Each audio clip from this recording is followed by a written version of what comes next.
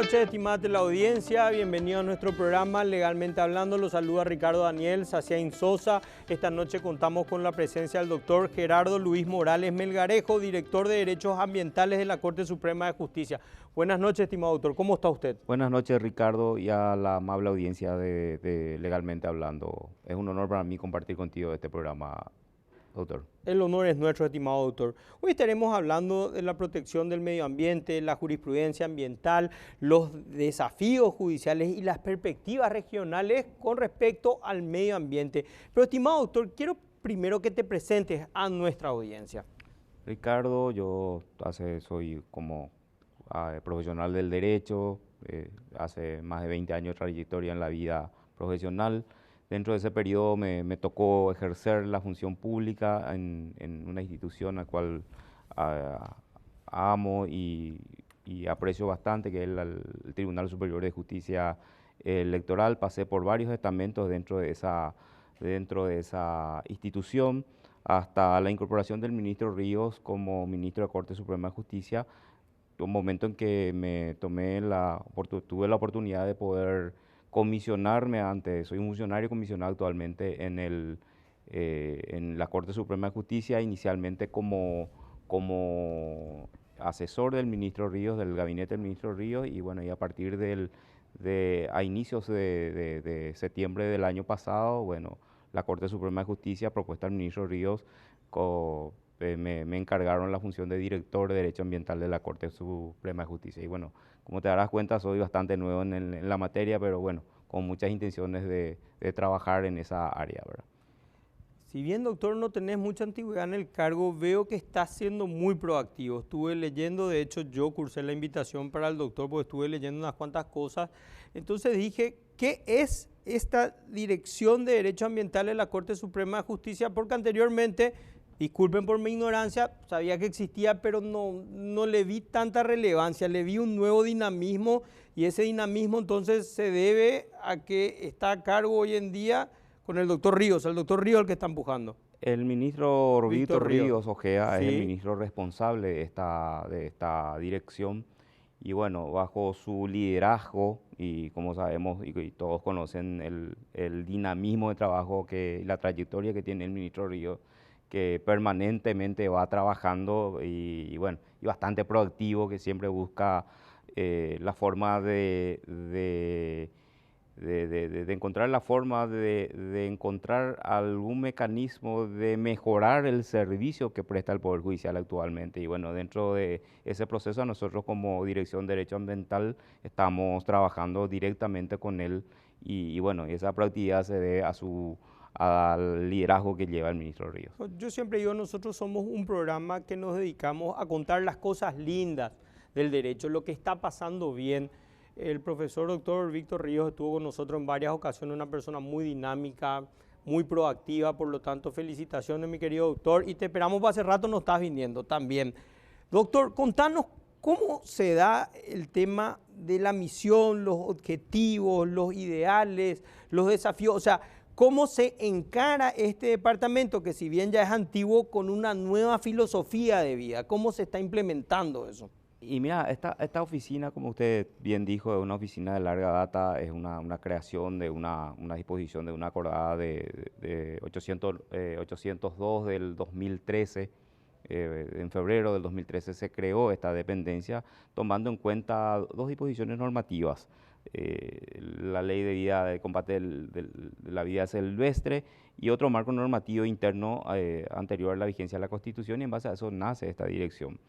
Esta relevancia de esta dirección se fue fortaleciendo a medida que se fue desarrollando. En este periodo estuvo encargado el ministro, como ministro responsable estaba el ministro Fretes, y dentro de ese periodo, bueno, de bastante dinamismo también, hasta el 2019, en que se fue generando unas nuevas funciones dentro de esta dependencia, ¿verdad? Y a partir de allí, bueno, en ese momento se crea, se establece varias facetas, estableciendo ciertas misiones específicas de la dirección. Se estuvo fortaleciendo esta dirección En ese sentido, a partir de ese nacimiento, bueno, tiene como base principal, tiene como misión principal es la de apoyar al área jurisdiccional en base a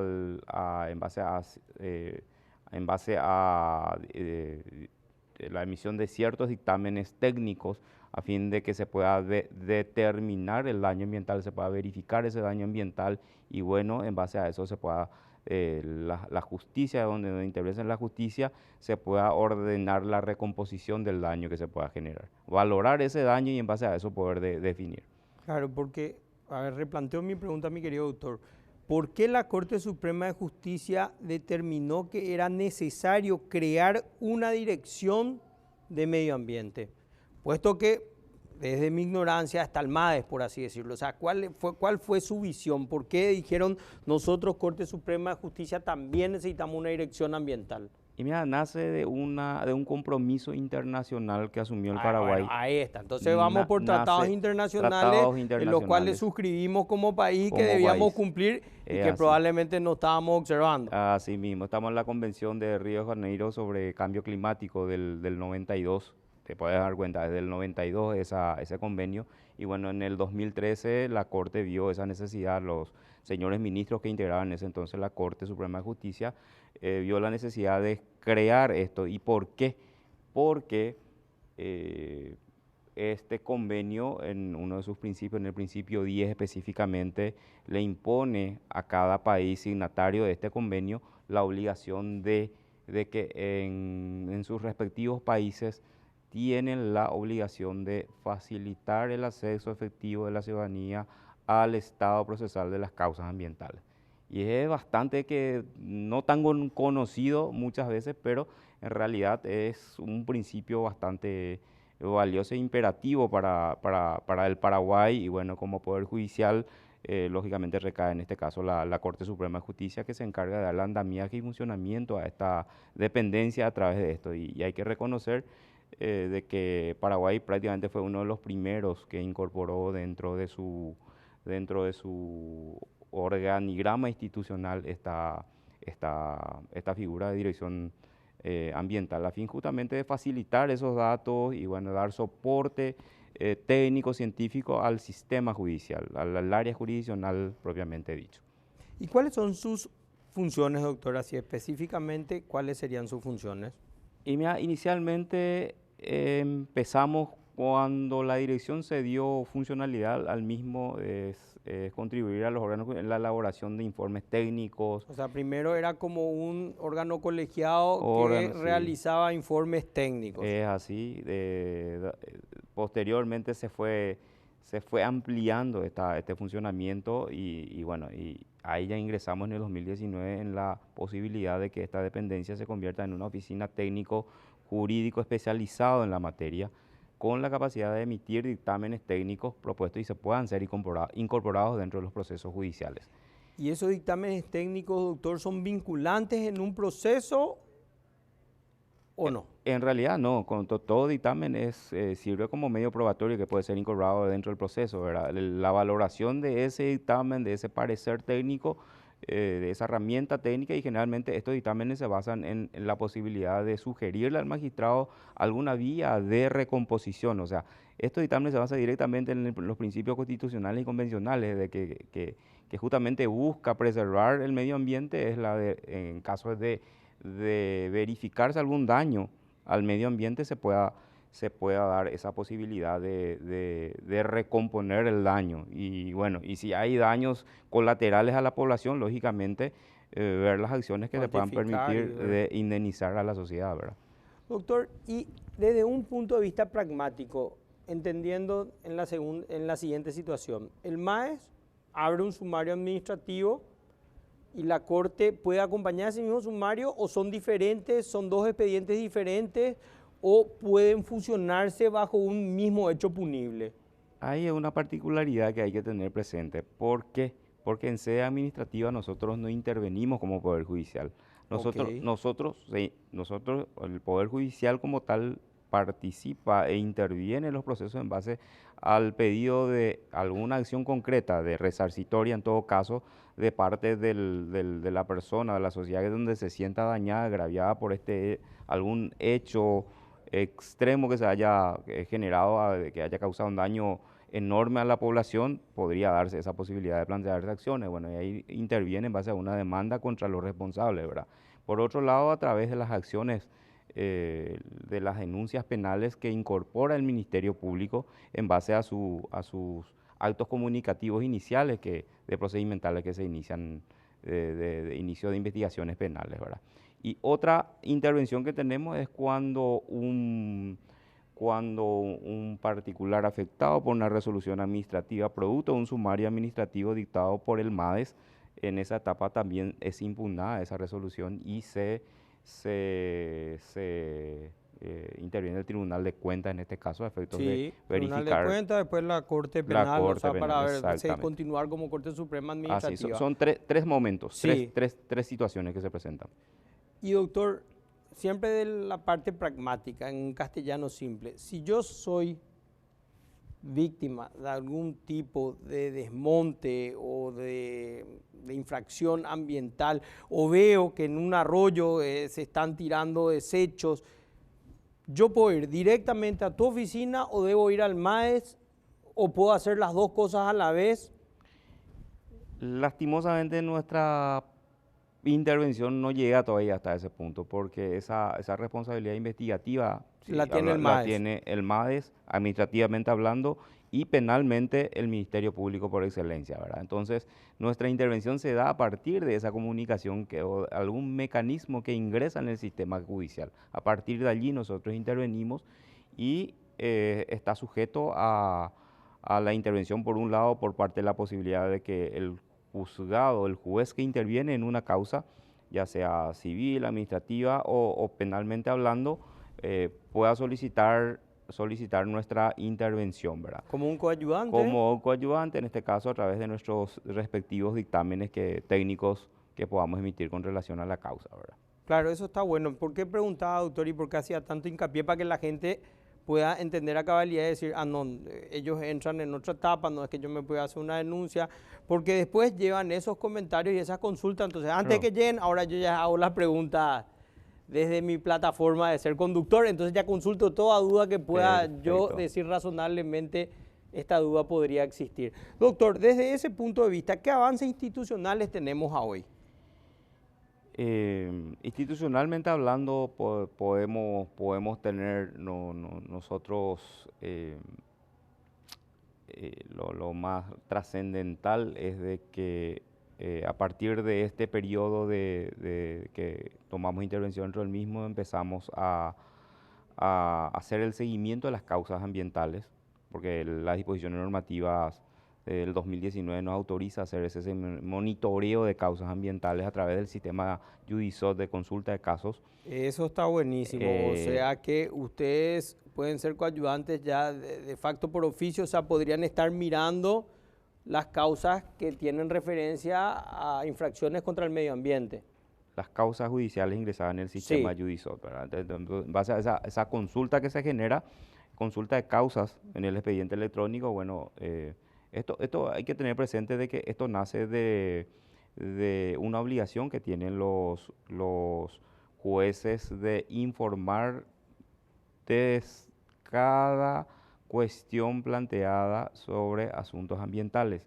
Sobre cada caso que se plantea dentro del mismo, los jueces de cualquier fuero están obligados a suministrar mensualmente o inmediatamente informes sobre la comunicación del inicio de esa causa, el inicio de esa acción que se plantea contra contra una cuestión que guarda relación con el medio ambiente, ¿verdad? Esto sale de una acordada de 1314 del 2019, donde le impone de que por un lado tienen la obligación todos los jueces de enviar esos informes. Entonces, preliminarmente e inicialmente hacemos ese control, ¿verdad? En base a esos informes. Nosotros cuando asumimos en la dirección con el ministro Ríos, a finales de septiembre, ya vimos la necesidad de reforzar esta acordada de la 1314 y y su consecuente ampliación, la acordada 1344 del 2019, y en esa oportunidad le solicitamos al Consejo de Superintendencia de la Corte a fin de recordarle a los jueces y miembros de tribunales de apelaciones a fin de que eleven y comuniquen el cumplimiento de esta acordada, en el sentido de informarle a la Dirección Ambiental, porque esto nos permite a nosotros poder cotejar los datos que tenemos acceso al sistema judicial, porque nosotros hacemos el control, la consulta de casos en base a objeto de causa nada más, o sea, hecho punible contra el medio ambiente. Empezamos a buscar en el objeto de consulta y ahí vamos estirando. Entonces hacemos un control cruzado de esos datos. Y bueno, y a partir de allí se fue dando otra vez nuevamente funcionalidad a esta acordada, y bueno, los juzgados empezaron a remitir mensualmente sus respectivos informes. O sea, esa actualización de datos empezamos a fortalecer nuevamente a partir de octubre, noviembre en adelante, y permanentemente a través del área de prensa del institucional se va recordando del pedido del Consejo de Superintendencia en cuanto a la obligación de los jueces de remitir su respectivo informe con relación a esto. Toda resolución que guarde relación con una causa ambiental, todos los juzgados y tribunales están obligados a comunicar a la Dirección de Derecho Ambiental. Pero eso está buenísimo, doctor, porque podríamos hablar como de una función contralor sobre esos expedientes por parte de ustedes, y también podríamos hablar a ver de qué fallos paradigmáticos o sentencias relevantes podrían ser cotejados de cómo salieron, ¿verdad? Pero dame un segundo, doctor, porque debemos ir a la pausa, ya volvemos. Genial.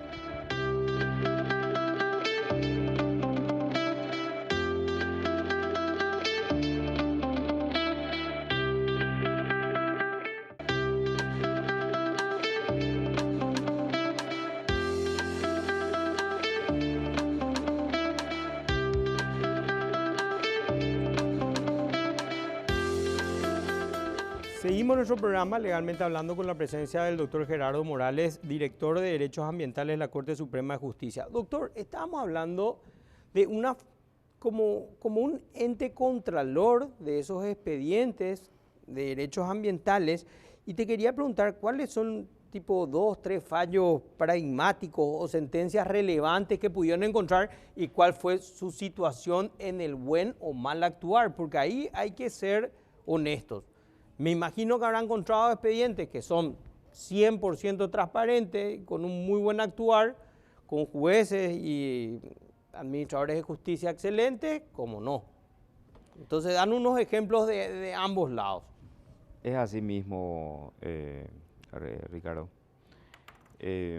Realmente dentro de este proceso tenemos una población bastante grande a analizar. Tomamos una población de un periodo de 5 años, a efectos de una revisión inicial del 2010, 5 años. Esa es nuestra población de estudio.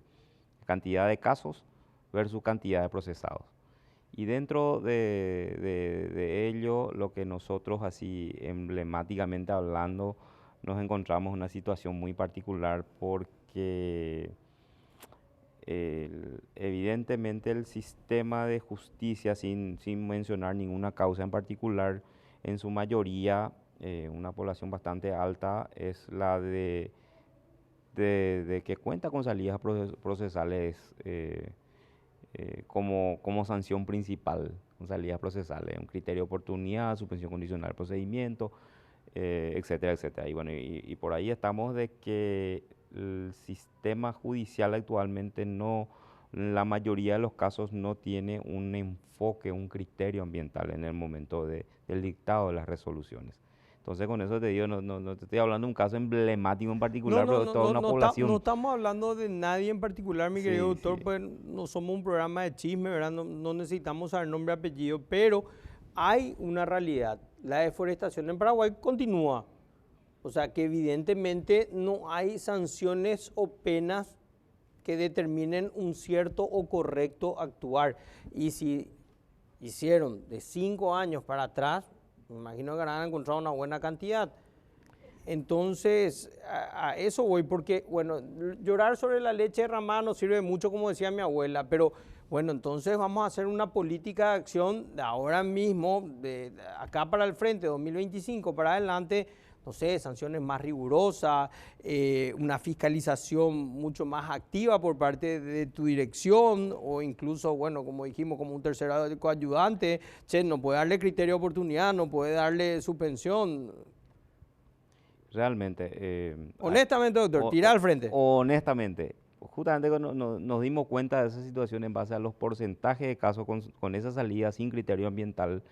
La semana pasada, la sesión plenaria pasada, el ministro Ríos, en conversaciones con la ministra Llanes, llegaron a una cuestión de un trabajo conjunto en primer lugar con la Oficina Técnica Penal para volver al principio de nuestra acordada de creación, que era inicialmente el fortalecimiento de las capacidades de los servidores de justicia, ¿verdad? Retrocedimos a esa etapa, pues necesitamos establecer una línea de trabajo de fortalecer esas capacidades técnicas de los magistrados en relación a que el dictado de sus resoluciones tengan un criterio ambiental basado en la recomposición y fuese necesario, bueno, la indemnización, ¿verdad?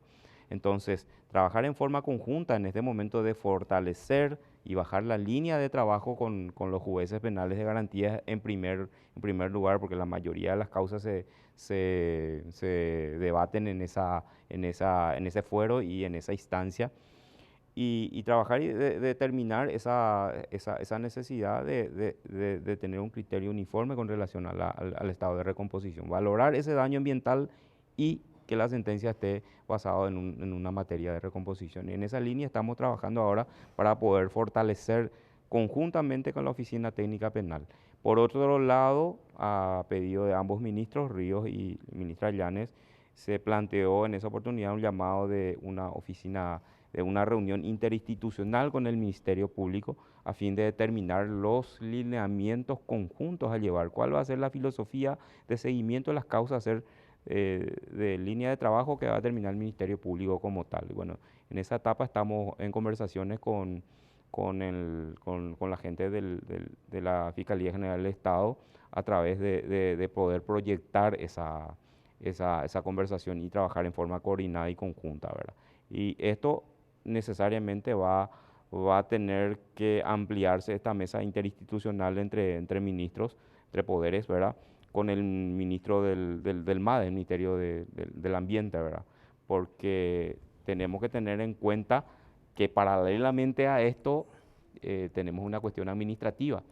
Los famosos, las evaluaciones ambientales que son solicitadas fueron rechazadas en esa etapa ante la autoridad administrativa de aplicación que es el MADE, ¿verdad? Entonces, es un trabajo conjunto y coordinado de que tenemos que llevar, desarrollar en forma conjunta para poder fortalecer la función de vigilantes del control de las causas ambientales. Es un todo, es un conjunto que no solamente atañe al Poder Judicial, pues hay responsabilidades compartidas en Sí, este claro. caso, porque lo que se da es de que en la mayoría de los casos el sistema judicial, una vez más la justicia falla en contra del ambiente.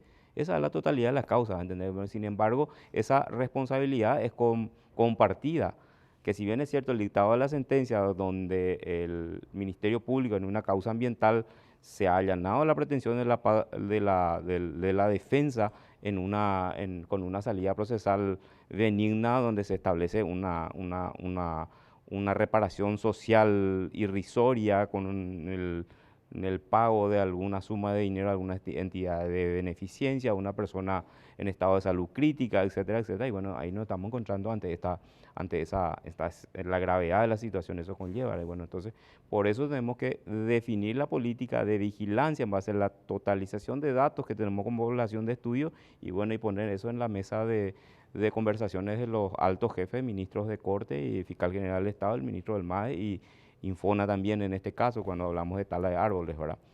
Entonces, es un conjunto, un trabajo conjunto y coordinado que debemos encarar, Ricardo. ¿Y qué es esa oficina técnica penal, doctor?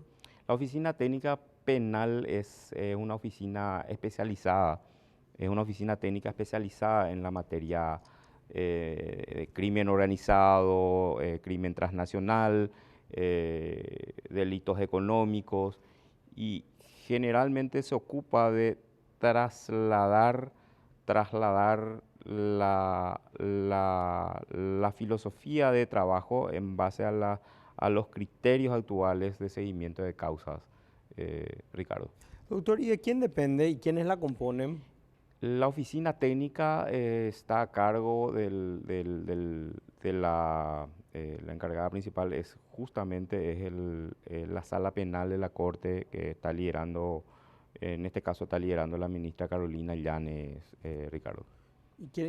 La ministra Carolina es la directora, por así decirlo. Ella es la ministra encargada, La ministra responsable, encargada. sí, señor. Ok, y la gente que compone esa oficina técnica, entonces son personas de la Corte Suprema de Justicia o del Poder Judicial. Son magistrados, la mayoría están compuestos por magistrados que se van integrando a efectos de estudiar los casos y cuál va a ser la política de aplicación de un marco normativo específico. Claro, pues como vos bien dijiste, doctor, acá lo que falta es una política de Estado de todos, una mesa interinstitucional entre el Ministerio Público, el MAES, la Corte Suprema de Justicia, Infona también en su caso, y sobre todo capacitación, porque si todo esto tuvo creación por un convenio internacional en la cual somos firmantes, yo siempre digo, en el caso de violencia contra la mujer, tenemos miles de convenios internacionales que yo creo que los jueces de paz los conocen y aplican, pero no así los jueces de primera instancia que son la cámara de esas sentencias que ellos quieran. Entonces,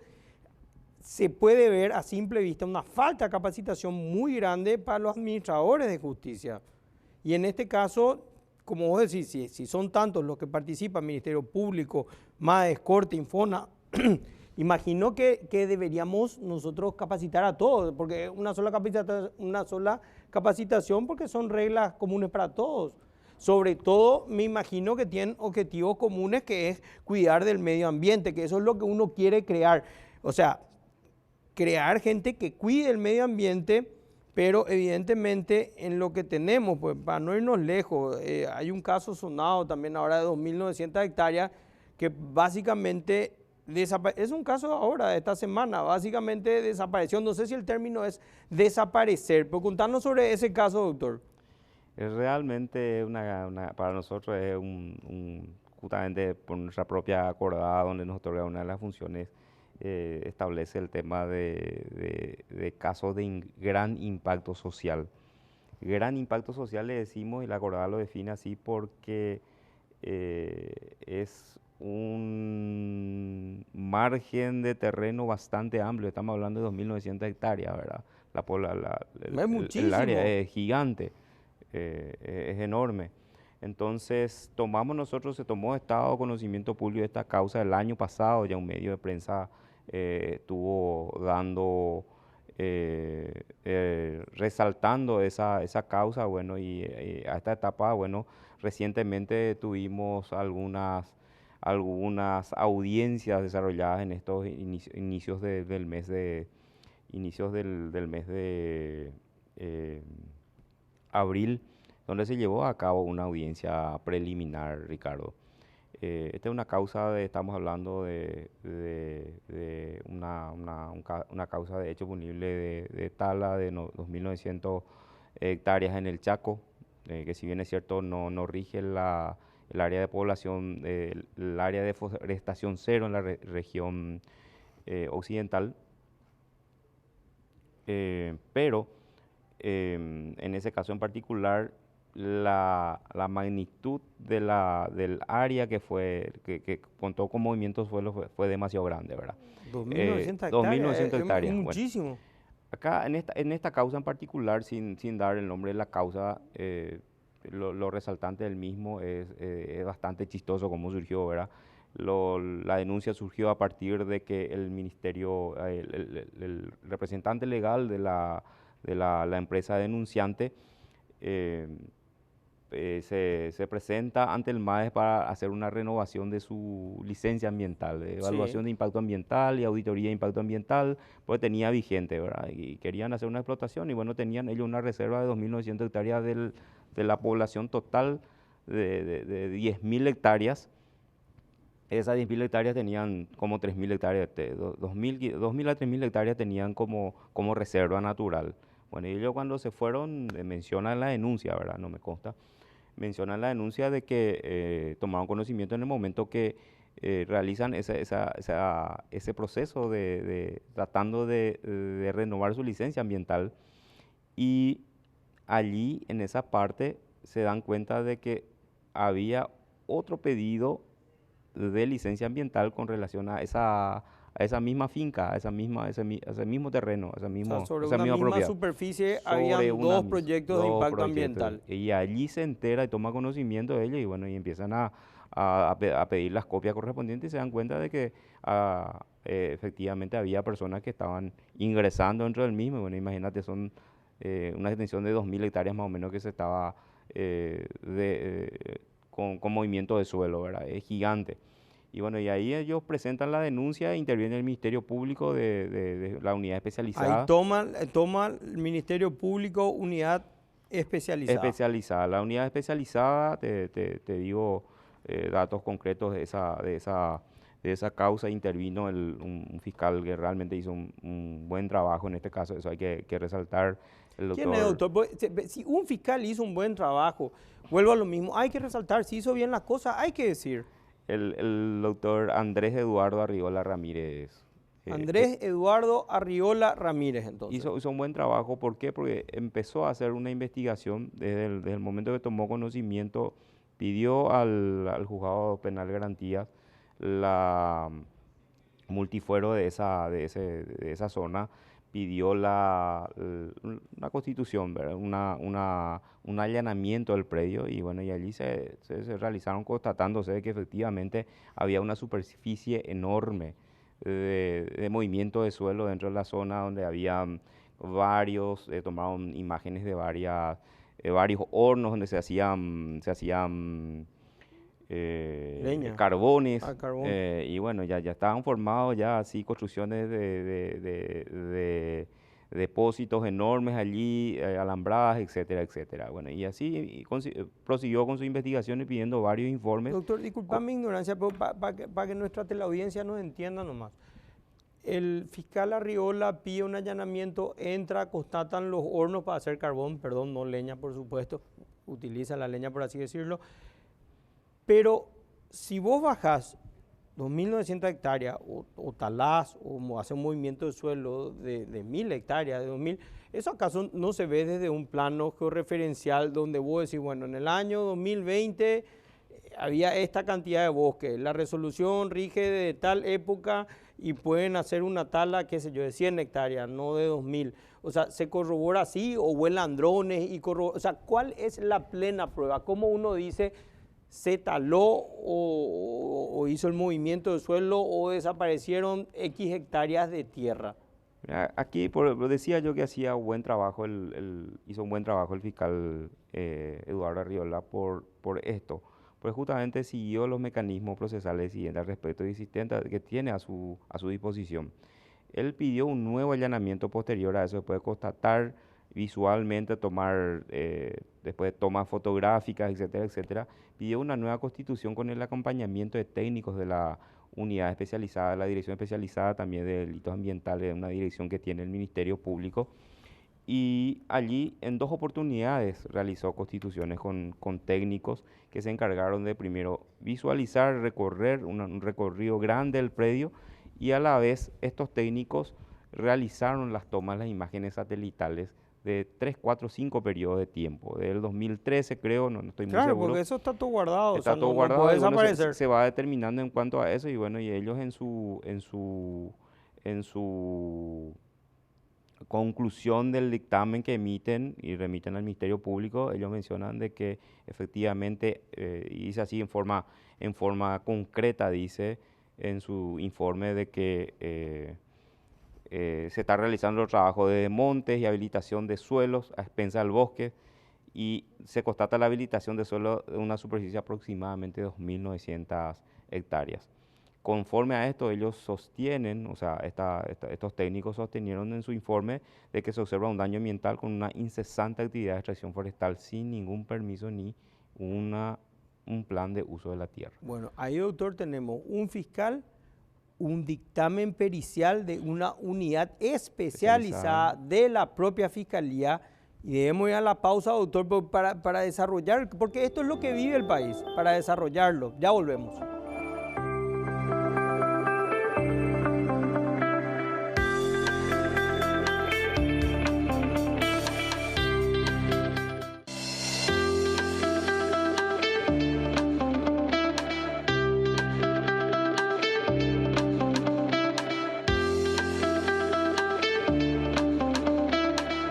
Seguimos nuestro programa Legalmente Hablando con la presencia del doctor Gerardo Morales. Doctor, entonces estamos hablando fiscal, allanamiento, pericia de la unidad especializada, no de cualquiera, y determina un daño ambiental.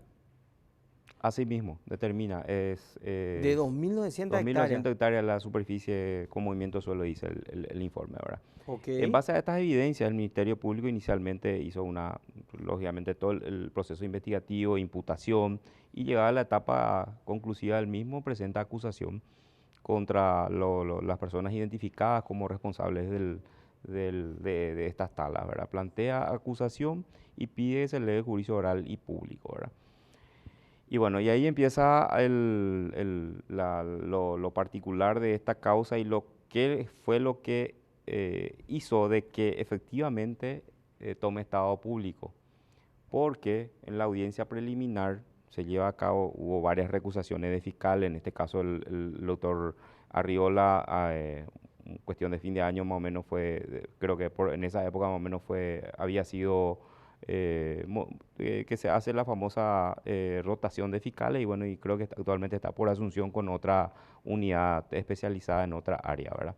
Okay. Y allí se intervienen otros fiscales, bueno, pues estos fiscales, por lo visto, fueron recusados 2 o 3 veces y allí interviene... O sea, que hay fiscales que son recusados. Sale el doctor Arriola por el cambio...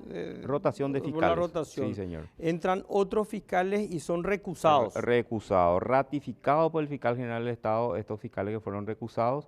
A pesar de ello, fueron nuevamente por uno de los abogados de la defensa, nuevamente fue recusado y bueno, 2 o 3 días antes de la audiencia preliminar que estaba fijado, notificado, ya quedaba firme, se plantean una nueva recusación y bueno, y allí fue que interviene una nueva fiscal, en este caso la doctora Laura Ábalos Amarilla. Doctora Laura Ábalos Amarilla. Laura Ábalos Amarilla. Allí justamente interviene, aparece la intervención de ella, bueno, se le designa a la Fiscalía General Adjunta, la doctora Estefanía le designa para participar de esta audiencia, la audiencia preliminar, y bueno, en esa audiencia preliminar, inicialmente ella se ratifica la acusación que había presentado el doctor Arriola basado en las evidencias y probanzas. O sea, mantienen la misma línea del fiscal de origen. Del fiscal de origen, pero corrió traslado de parte del juzgado a la defensa técnica, la defensa técnica viene a plantear un cambio de calificación. Plantea el cambio de calificación porque inicialmente fue acusado por el tipo penal de tala de árboles. Okay. Específicamente el artículo, te digo, la ley 716, la ley 716, el artículo 4, inciso A, donde establece una expectativa de pena de aproximadamente entre 3 a 5 a 8 años. Pero sin embargo la defensa plantea un cambio de calificación, dice de que no están dadas las condiciones de la responsabilidad de su defendido porque realmente ellos una propiedad distante, no corresponde a la propiedad distante la propiedad no corresponde a la mencionada por el denunciante y no le afecta a esa área. Indistintamente a eso, el hecho está constatado por una pericia, doctor, ¿qué pasa con la pericia? Exactamente. Bueno, y allí a esa presentación la fiscal Laura Ábalos Amarilla viene y dice ella así en forma expresa, se allana la calificación de la defensa técnica de hacer lugar al cambio de calificación y a la par también del cambio de calificación, así que conformidad con respecto a al criterio, la suspensión condicional del procedimiento que plantea la defensa. Entonces, allí toma Estado Público esto. Claro, pero a ver, estimada Jenny, por favor, que es nuestra superproductora, si podemos ver la figura de esta fiscal, si podemos buscar también para tener Laura Ábalos. Pero entonces Sayana, pero y el dictamen técnico, doctor, yo me doy la vuelta, me pongo ahí como el público, como televidente, y digo, ¿y qué pasó con el dictamen técnico? Y se quedó allá en la etapa investigativa. Pero eso no es una plena prueba. Y realmente O sea, un dictamen técnico de una unidad especializada del ente competente que es la Fiscalía, y queda ahí. Y realmente queda latente realmente. ¿Por qué queda latente? Pero si ya Porque se cambia la la denominación valoración de de de esa prueba sí. debe necesariamente ser analizada por un tribunal de sentencia. Y allí es lo que impide esta salida procesal a la que se allana la fiscal Laura Ábalos. Y ahí entro a resaltar la labor también de la magistrada. ¿Quién es la magistrada, La doctor? magistrada, te digo su nombre, la magistrada Fanny Aurelia Cáceres Barrios, es jueza de primera instancia multifuero de Newland, Loma Plata y Filadelfia. Quería, Jenny, si podemos tener también la foto de esta Se magistrada. resalta por qué. Porque para nosotros como oficina técnica valoramos su desempeño en el sentido de que el control del trabajo del Ministerio Público, el Poder Judicial lo ejerce en esa etapa cuando considera que los elementos iniciales, los elementos aportados hasta esa etapa, considera de que necesariamente debe ser debatido en un juicio oral y público. Es la oportunidad de decirle al Ministerio Público: yo opongo trámite de oposición al cambio de calificación y a la salida procesal y pido su remisión al fiscal general del Estado a fin de que se ratifique o rectifique la actuación de la fiscal actuante en esta causa. Y bueno, y en este momento creo que la fiscal adjunta es la doctora María Estefanía González. María Estefanía María González Estefanía es la González, fiscal sí. adjunta de lo que es el Chaco. Exactamente, es O sea, que recae en ella, o si tendrían una respuesta o no. Pero debemos ir a la pausa, doctor, pero ya volvemos.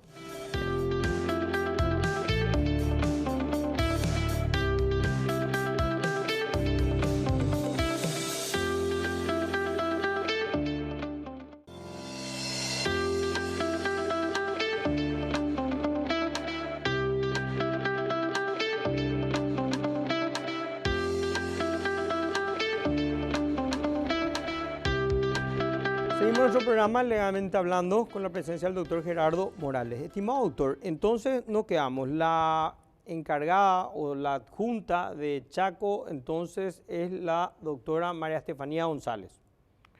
Exactamente, Ricardo. Ella es la adjunta y la que cambia es la doctora Laura Ábalos y la jueza Fanny Cáceres pide trámite de oposición. Así mismo. Así el resumen rápido. En resumen rápido, así mismo.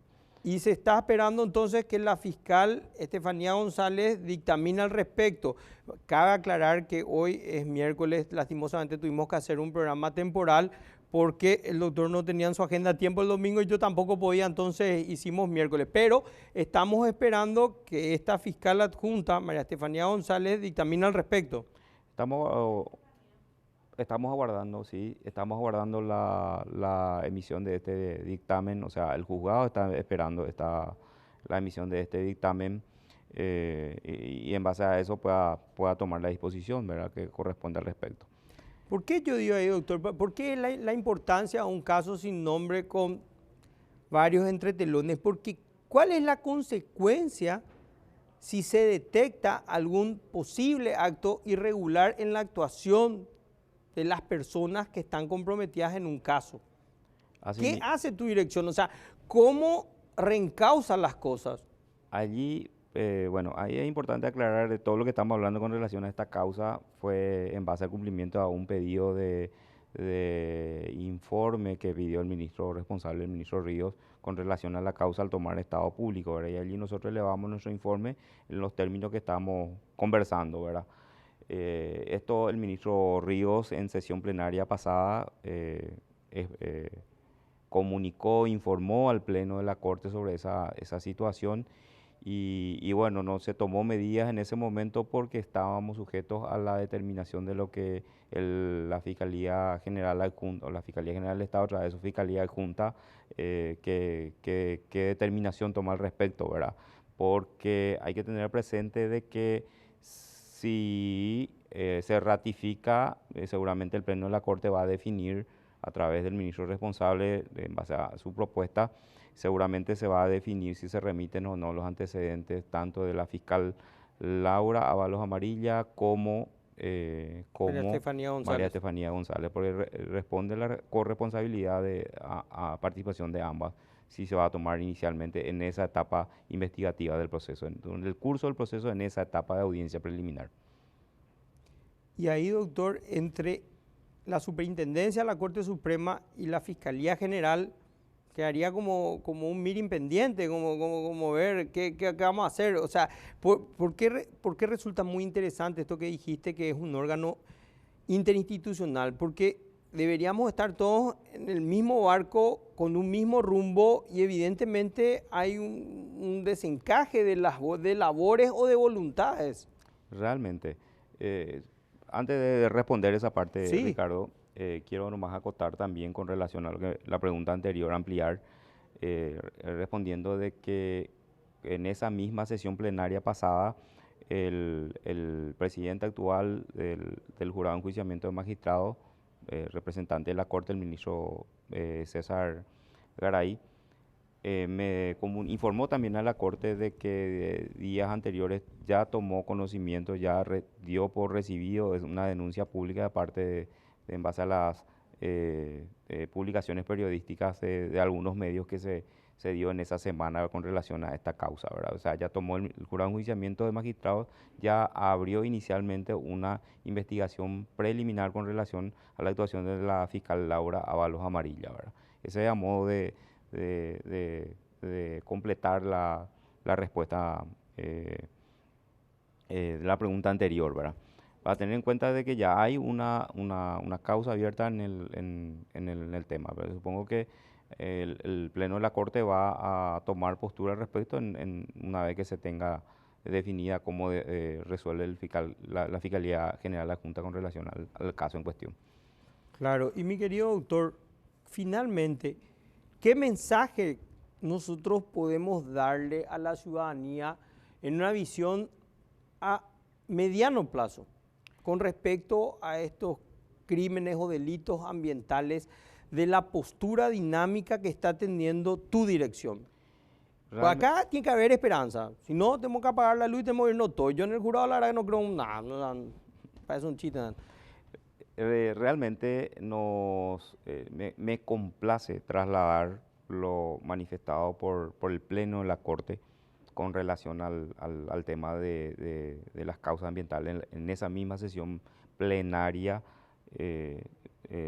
escuchamos la postura firme de la Corte Suprema de Justicia de determinar y de mencionar y decir de que el Poder Judicial como tal efectivamente tiene una línea de acción basada en que ejercerá su rol de que las causas ambientales tengan una finalidad y sobre todo una posibilidad que esté encaminado en base al cumplimiento del marco normativo constitucional y convencional que está en forma expresa y dice de que todo daño al ambiente importará la obligación de recomponer e indemnizar. Entonces yo creo que eso le va a dar tranquilidad a la población de que las actuaciones del Poder Judicial como tal estarían encaminados dentro de esa línea. Ese es nuestro gran desafío como dirección y especialmente el Poder Judicial entre todos que lo conformamos con el área jurisdiccional.